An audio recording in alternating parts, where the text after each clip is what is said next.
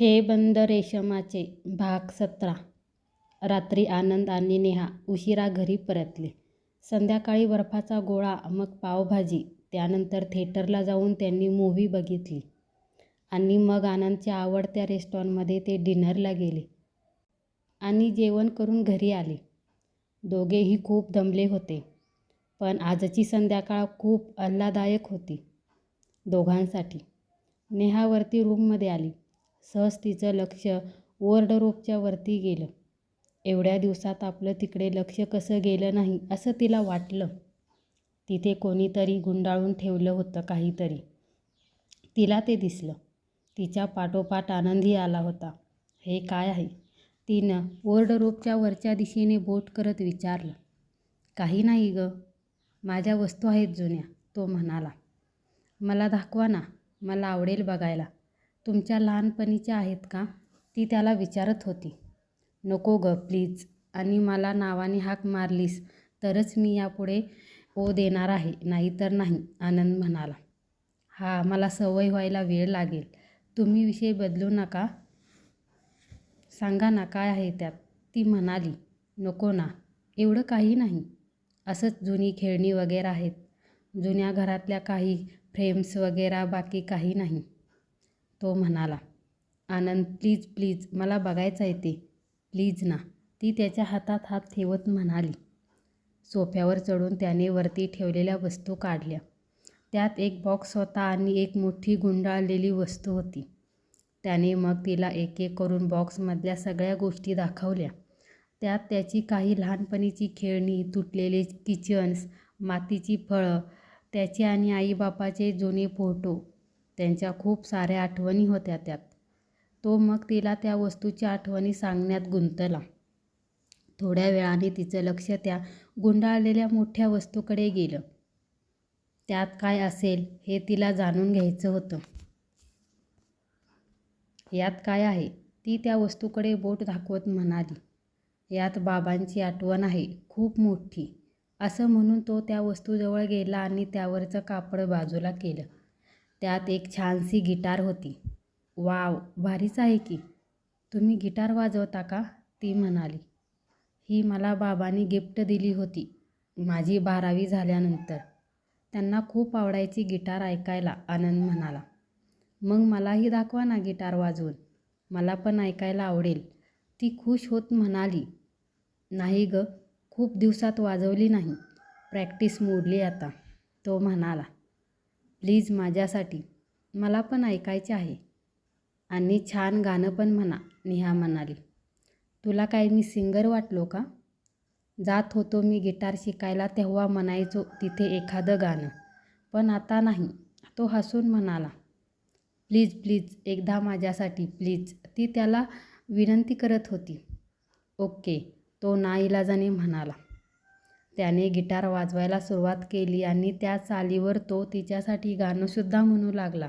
तुझी हलकी एक पाऊल बोली, देई एक चाहूल ओली, आणि जुळून आले हे बंद रेशमाचे, हे बंद रेशमाचे, ध्यानी मनी नसताना रस्ता मिळे नवा, जादू जशी व्हावी अलगद होतीये चांदवा, मन हलके बघू होऊन गेले, सुख हे तळहाती आले, सारे सांगून गेले, हे बंद रेशमाचे, हे बंद रेशमाचे, हे बंद रेशमाचे. त्याचं गाणं ऐकता ऐकता तिला कधी झोप लागली कळलंच नाही. मग त्याने गिटार बाजूला ठेवली आणि तिच्या जवळ गेला. त्याने तिच्या डोक्यावरून प्रेमाने हात फिरवला आणि तिला व्यवस्थित बेडवर नेऊन झोपवलं. ती झोपेतही हसल्यासारखी दिसत होती. तिच्याकडे पाहत तो देखील झोपी गेला. नेहाचं पोस्ट ग्रॅज्युएशन चालू झालं तसा तिचा वेळ घरकुल आणि अभ्यासात जाऊ लागला. आनंदचं देखील हॉस्पिटल, घर आणि अभ्यास हेच रुटीन चालू असायचं. हॉस्पिटलच्या सगळ्या डिपार्टमेंट्समध्ये त्याच्याकडे लक्ष द्यायला वेळ नसायचा, त्यामुळे तो बाकीच्या डॉक्टर्सकडून सगळी माहिती घ्यायचा. त्याच्यासोबत असणारे डॉक्टर परांजपे, डॉक्टर देसाई त्याला मदत करत होते. त्याचा त्यांच्यावर विश्वास होता आणि त्याला बाकीच्या मॅनेजमेंटच्या गोष्टी काही कळत नव्हत्या, त्यामुळे तो त्याच्या सल्ल्यानेच काम करत होता. एकदा एक गरोदर बाई संजीवनी हॉस्पिटलला आली होती. तिची ट्रीटमेंट त्यांच्या हॉस्पिटलच्या डॉक्टर देसाईकडे सुरू होती. तिला कळा यायला सुरुवात झाली होती, त्यामुळे तिला आल्या आल्याच आपल्या हॉस्पिटलमध्ये ॲडमिट करण्यात आलं. काही वेळानंतर तिची डिलिव्हरी झाली. तिच्या शरीरातील पाणी कमी झालं, त्यामुळे तातडीने ऑपरेशन करावं लागलं असं डॉक्टरांनी सांगितलं होतं. त्यामुळे नातेवाईकांनी लगेच तिचं ऑपरेशन करायला परवानगी दिली. बाळ छान गुटगुटीत होतं. 2 दिवसांनी आनंद जनरल वॉर्डमध्ये चेकिंगसाठी आला. एक पेशंट चेक करत होता आणि त्या बाईजवळ तो आला. छान आहे हां तुमचं बाळ, आनंद त्या बाईंना चेक करता करता म्हणाला. तिला खूप बरं वाटलं. मग आनंदने त्या बाईचे रिपोर्ट्स पाहिले. त्याप्रमाणे त्याने त्या बाईला औषध लिहून दिलं व पुढच्या पेशंटला चेक करण्यासाठी गेला. त्याचं रेग्युलर चेकअप पूर्ण झालं आणि तो आपल्या केबिनमध्ये आला. त्याने फोन करून नर्सला बोलवून घेतलं. आत येऊ का सर, नर्सने विचारलं. हो, आनंद म्हणाला. त्या जनरल वॉर्डमधल्या बाई आहेत ना, ज्याची परवा डिलिव्हरी झाली, त्यांची केस कोणाकडे आहे विचारलं. डॉक्टर देसाई ते केस हँडल करतात, नर्स म्हणाली. ओके, त्यांना अर्जंट बोलवून घ्या, आनंद म्हणाला. तशी ती पटकन बाहेर आली आणि विचारात पडली. थोड्या वेळाने तिने डॉक्टर देसाई यांच्या केबिनमध्ये गेली आणि डॉक्टरांनी बोलवलं आहे असे सांगितलं. आत येऊ का सर, डॉक्टर देसाईंनी दारातून त्याला विचारलं. काका या की, बसा ना, त्याने खुर्चीकडे हात करत त्यांना बसायला सांगितलं. काही काम होतं का, डॉक्टर खुर्चीत बसत म्हणाले. नाही, फार काही नाही, सहजच. आता रुटीन चेकअपला गेलो होतो जनरल वॉर्डमध्ये. त्या परवा डिलिव्हरी झालेल्या एक बाई आहेत तिथे. ती केस तुम्हीच हँडल करताय ना, त्याने बोटाची चाळवाचाळव करत विचारले. हो, काय प्रॉब्लेम आहे का आनंद, सगळं व्यवस्थित आहे ना, डॉक्टर देसाई म्हणाले. मी त्यांचे रिपोर्ट्स चेक केले. त्यांची नॉर्मल डिलिव्हरी झाली असती, पण सिझर करावं लागलं का, आनंद म्हणाला. आनंदने असं विचारल्यावर डॉक्टर देसाई अस्वस्थ झाले असं आनंदला वाटलं. अरे, त्या बाईचा BP लो झालेला आयत्या वेळी, डॉक्टर देसाई म्हणाले. ओके, मला सहज वाटलं सो मी म्हटलं. खरं तर ही लोक आपल्यावर विश्वास ठेवून इथे येतात, त्यामुळे त्यांना चांगली आणि योग्यच ट्रीटमेंट मिळायला हवी नाही का. बाकीची महागडी हॉस्पिटल खूप आहेत तिकडे, त्यांना तिकडं जाणं शक्य नाही म्हणून ते आपल्याकडे येतात. सो आपणच त्यांची काळजी घ्यायला हवी ना, तो म्हणाला. हो खरंच, चल मी येऊ का, माझी OPD चालू आहे, येतो, असं म्हणून डॉक्टर देसाई तिथून निघाले. त्यानंतर कामाच्या गडबडीत तोही गोष्ट विसरून गेला. रात्री अपरात्री होणारी धावपळ, अभ्यासाचा ताण यामुळे त्याची फार दगदग होत होती. पण आता काळजी घ्यायला नेहा आणि सोबत होती ना, त्यामुळे त्याला बरं वाटत होतं. मध्यंतरीच्या काळात नेहाची तिच्या बाकी मित्रमैत्रिणीशी देखील गट्टी जमली होती. त्यामुळे आनंद आणि नेहा वेळ मिळेल तेव्हा ग्रुपसोबत बाहेर जायचे. त्यांच्यासोबत कधीकधी मिताली देखील असायची. वाढदिवसाच्या दिवशी झालेल्या प्रकारापासून आनंद तिच्याशी बोलणं टाळायचा. जमेल तेवढं आणि कामापुरतंच तो बोलत होता. मितालीसाठी तर आनंद तिच्या जवळची व्यक्ती होता, त्यामुळे त्याच्या अशा तुटक वागण्याचा तिला त्रास होत होता. शेवटी असाच एकदा त्यांचा ग्रुप एकत्र आला होता. मितालाही आनंदच्या बाजूला जाऊन उभी राहिली. तसा तो तिथून जायला निघाला तेव्हा तिने थांबायला सांगितलं. तू माझ्याशी बोलणार नाहीस का असं ठरवले, तिने विचारलं. असं काही नाही, तो दुसरीकडे बघत म्हणाला. म्हणजे मी मुद्दाम हे सगळं करते असं वाटतंय का तुला, आनंद तू माझ्यासाठी स्पेशल आहे आणि तूच असा वागला माझ्याशी तर काय करू मी, मिताली म्हणाली. तू कशी वागतेस ते बघ आधी, नशीब समज मी अजून तरी बोलतोय तुझ्याशी. दुसरं कोण असतं तर मी त्या व्यक्तीचं तोंडही पाहिलं नसतं कधी, तो रागावून म्हणाला.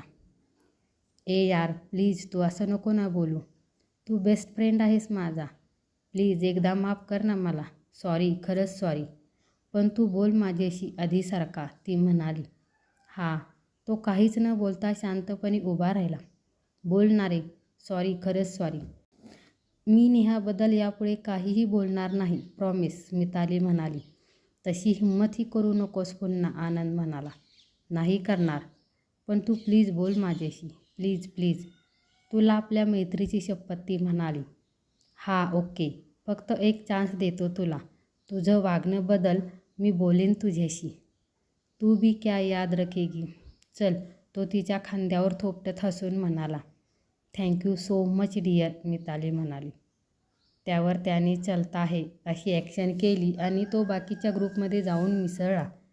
त्याची पाठमोरी आकृती बघत ती उभी होती. काहीतरी जिंकल्याचं ती स्वतःशी हसत होती. दिवस भराभरा उलटत होते. पावसाचा जोरही आता बऱ्यापैकी कमी झाला होता. तरीही मधूनच एखादी सर डोकावून जात होती. आता आनंद आणि मितालीमध्येही पुन्हा एकदा बोलणं सुरू झालं होतं. आपली एक जवळची मैत्रीण म्हणून तो नेहमीसारखा तिच्याशी सगळं शेअर करू लागला. पण तो आधी सगळं नेहाला येऊन बोलत होता. कोणतीही गोष्ट तिला सांगितल्याशिवाय त्याला हल्ली चैनच पडत नव्हती. वृषालीताई देखील त्यांची सहल संपून घरी आल्या होत्या. आनंद आणि नेहाचं सगळं नीट होऊ दे म्हणून त्यांनी देवाला साकडं घातलं होतं. आता त्यांचं नव्याने फुलणारं नातं पाहून त्यांनाही बरं वाटायचं आणि आपली निवड चुकली नाही याचं समाधानही वाटत होतं. नेहाशी त्या अगदी सख्या आईसारखी माया करायच्या. त्यामुळे नेहाला कधी हे आपलं सासर आहे असं वाटलंच नाही. सुरुवातीला आनंद चिडचिड करणं, तिच्याशी न बोलणं या सगळ्या गोष्टी कधीच मागे पडल्या होत्या. नेहा देखील वृषालीताईसोबत फिरायला जायची, त्यांना जीवनात मदत करायची. दोघेही अगदी छान मैत्रिणी झाल्या होत्या. त्यामुळे मग कधी कधी त्या दोघींसमोर आनंद एकटा पडत होता. पण तरीही घरात छान खेळीमेळीचं वातावरण होतं. जिव्हाळा बंगला नावाप्रमाणेच प्रेम, आपुलकी आणि जिव्हाळ्याने कितीतरी वर्षांनी पुन्हा एकदा न्हावून निघाला होता. एकदा आनंद सकाळी हॉस्पिटलला जायला निघाला. तयार होऊन तो खाली हॉलमध्ये आला. समोरच किचनमध्ये नेहा पोळ्या करत होती. आनंद हळूच तिच्याजवळ गेला आणि मागून त्याने तिला मिठी मारली. तशी ती दचकली. अहो, काय करताय? बघेल कोणीतरी, ती म्हणाली. कोणीही बघत नाही. मी माझ्या बायकोसोबत कधीही राहू शकतो, तो तिला अजूनच जवळ घेत म्हणाला. हो का? पण आता मला काम आहे, सोडा प्लीज. पिठाच्या हाताने ती त्याचे हात बाजूला करत म्हणाली. पण त्याने आपले हात तसेच तिच्या भोवती गुंफले. काय यार, जरा तरी राहू दे की माझ्या बायकोसोबत मला. दिवसभर ते पेशंट बघून कंटाळा येतो. तुझ्याकडे बघितले की कसं फ्रेश वाटतं, म्हणून आलो, आनंद म्हणाला. हा, ती खाली मान घालून लाजत होती. लाजतेस की काय?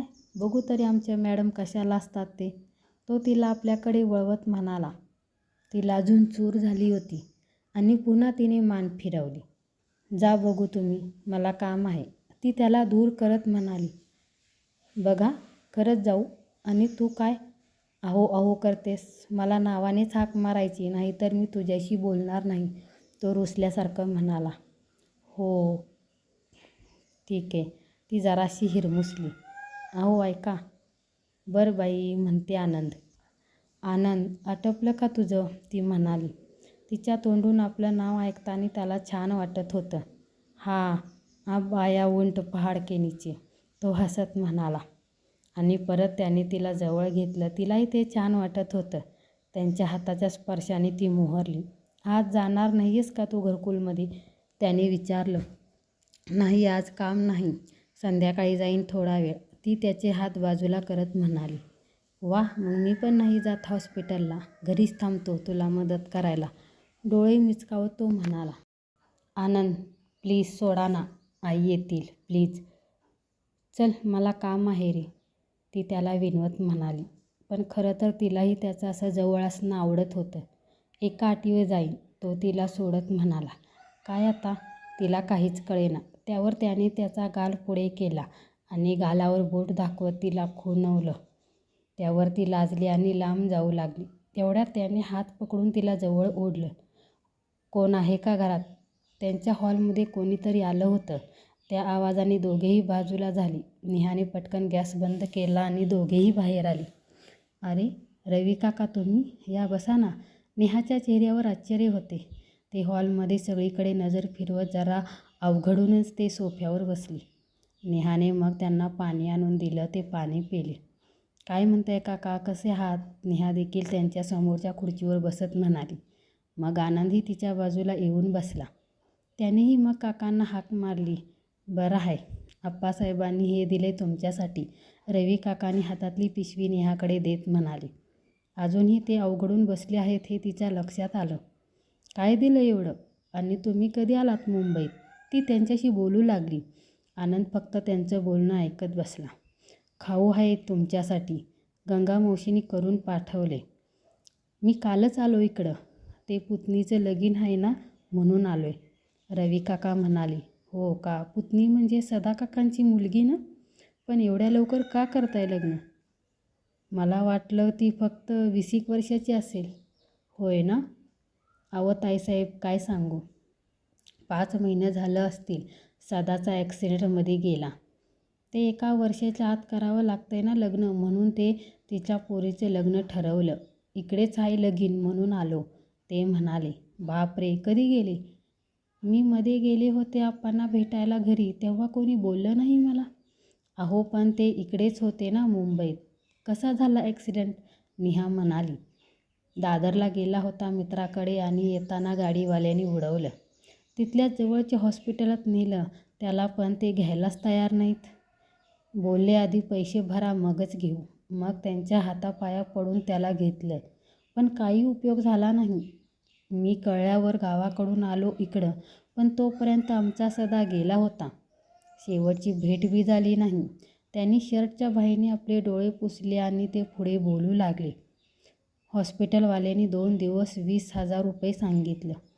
आम्ही कुठून देणार एवढे पैसे? पण पैसे दिल्याशिवाय ते बॉडी ताब्यात देईनात.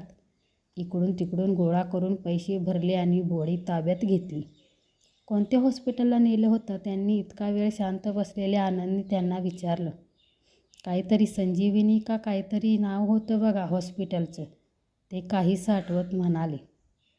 संजीवनी हॉस्पिटलचं नाव ऐकताच आनंद आणि नेहा चमकून एकमेकाकडे पाहिलं. नक्की संजीवनी हॉस्पिटल हेच नाव होतं का? आनंदने त्यांना पुन्हा विचारलं. हा हेच नाव होतं, ते म्हणाले.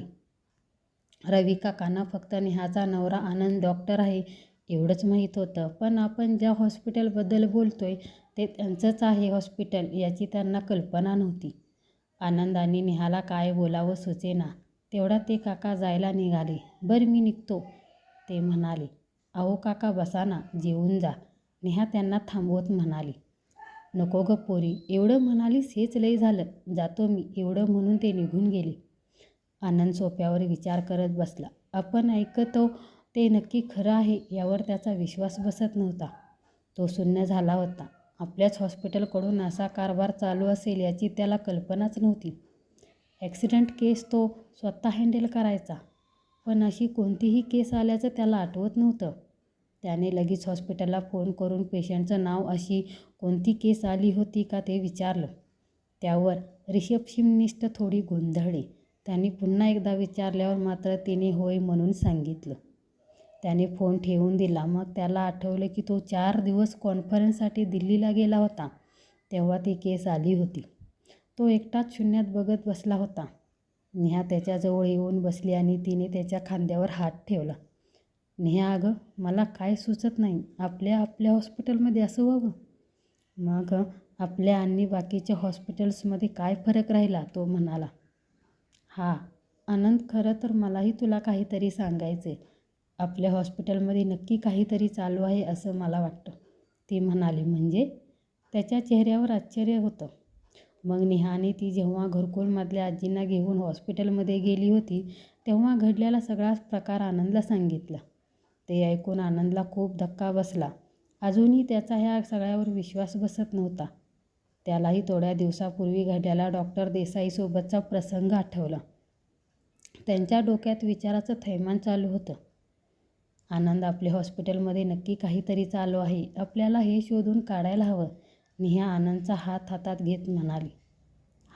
तो त्याच विचारात हॉस्पिटलला निघून गेला. त्यानंतर 4 दिवसांनी नेहा संध्याकाळी हॉस्पिटल जवळच्या वस्तीमध्ये NGOच्या कामानिमित्त गेली होती.